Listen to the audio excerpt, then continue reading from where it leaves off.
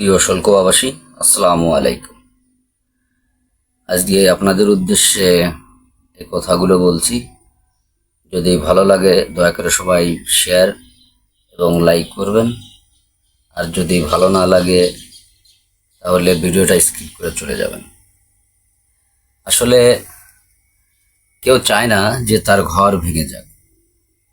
আপন ঘর ভাঙার যে দুঃখ বেদনা সে জানে যার ঘর ভেঙেছে।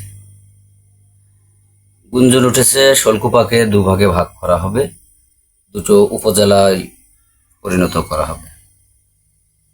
আসলে এটা অনেকেই ভালোভাবে দেখছে, অনেকেই এর ভালোভাবে নিচ্ছে না, অনেকেই পক্ষে এবং অনেকেই বিপক্ষে। তো আমি আগে একটা গল্প বলি, যেটা হলো গ্রাম অঞ্চলে একটা প্রচলন আছে, যখন কুরবানির ঈদ হয়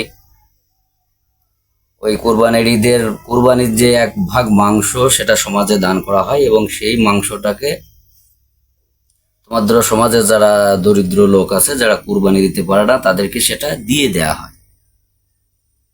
এটা ইন্টারেস্টিং বিষয় হলো কিছু পরিবারের লোক আছে যারা ঠিক ঈদের 2-1 দিন আগে সংসার থেকে আলাদা হয়ে যায় এবং ওই কুরবানির মাংস দুভাগে তখন পায় তারা।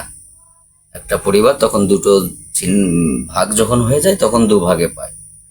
তার মানে পরিবারের কর্তা সদস্য সব একই থাকলো, একই ঘর থাকলো, অথচ তারা ভাগের ভাগ দুভাগ মাংস নিয়ে চলে যায়। আসলে ব্যাপারটা কিছুটা এরকম বলেই গল্পটা করলাম, কারণ বাংলাদেশ সরকার প্রত্যেকটা উপজেলায় আলাদা করে একটা বাজেট করে, প্রত্যেকটা উপজেলায় করে। এখন দুটো উপজেলা হলে সেক্ষেত্রে দেখা যায় যে ডাবল বাজেট হয়। তো ওখানে যদি এমপি মহোদয় একজনই থাকে তাহলে ধরেন সেটা একটা উন্নয়নের একটা ব্যাপার স্যাপার আছে। কারণ 100 কোটি যদি প্রতি উপজেলায় পায় তাহলে দুটো উপজেলা হলে 200 কোটি টাকা পাচ্ছে। এখন কথা হলো, তাহলে কি শোলকুপাকে আলাদা করা উচিত? আমার মনে হয় এখানে যদি দুটো উপজেলা হয় সেক্ষেত্রে কিন্তু দুটো আসন হবে না, আসন একই থাকবে, উপজেলা থাকবে দুটো। শোলকুপার যে লোকজন ছিল, যে জনগণ আছে এবং যে সীমানা সেটাই থাকবে, এর বাইরে তো যাচ্ছে না, কিংবা বাইরে থেকে কোনো কিছু অ্যাড করা হচ্ছে না। এবং যে ওখানকার যে আসন সংখ্যার যে এমপি মহোদয়, বর্তমান তিনি আইনমন্ত্রী, এখন এখানে আসন যদি একটা থাকে তো এমপি কিংবা মন্ত্রী একজনই থাকতেছে। এখন ভাগের ভাগ দুটো উপজেলার স্বাদ গ্রহণ করতে পারবে।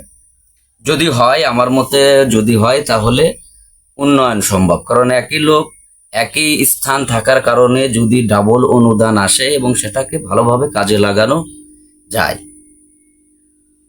তো এখানে তো আমাদের কিছু বলার নেই, কারণ আমরা হলো বাইরের জেলার লোক, মাগুরা জেলা শ্রীপুর থানার লোক, আমাদের পাশেই লাঙ্গলবাদের পাশেই যখন আমাদের সাথে লাগোয়া, যার কোনো কথাগুলো নিজের মন থেকেই আসলো বললাম।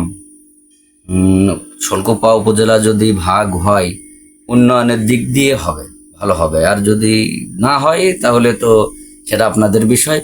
আর দ্বিতীয় কথা হলো যে শোলকুপা উপজেলায় প্রচুর পরিমাণ সরকারি বড় বড় কর্মকর্তা আছে, যারা অভাবনীয় কর্মকর্তা, এসপি, ডিসি, তারপরে উপকমিশনার পুলিশের, এরপরে অনেকগুলো সচিব আছে, বিভিন্ন ধরনের চাকরি আছে এবং ইন্ডাস্ট্রিয়ালিস্ট আছে, অনেক অনেক শিল্পপতি আছে। কিন্তু একটা বিষয় আপনারা দেখছেন, আপনাদের কোনো উন্নতি নাই। শোলকুপা জেলার একমাত্র হলো চাষ থেকেই উন্নয়ন হয়। অনেক শিল্পপতি আছে, তারা যদি নিজের এলাকায় শোলকুপাতে কোনো শিল্প কলকারখানা গড়িয়ে তোলে সেক্ষেত্রে কিন্তু উন্নয়ন সম্ভব। শুধু শিক্ষিত লোক চাকরি পাচ্ছে, বাদ বাকি যারা অল্প শিক্ষিত এবং যারা একদমই অশিক্ষিত তাদের কর্মসংস্থানের কোনো ব্যবস্থা নেই। এর সাথে আমি আহ্বান জানাবো যে আপনারা যারা ইন্ডাস্ট্রিয়ালিস্ট আছেন, যারা বড় কলকারখানার মালিক, তাদেরকে অনুরোধ জানাবো আপনারা শোলকুপায় কলকারখানা গড়ে তোলেন এবং মানুষের কর্মসংস্থানের ব্যবস্থা করেন। বাইরের লোকের বড় লোক করার থেকে নিজের এলাকায়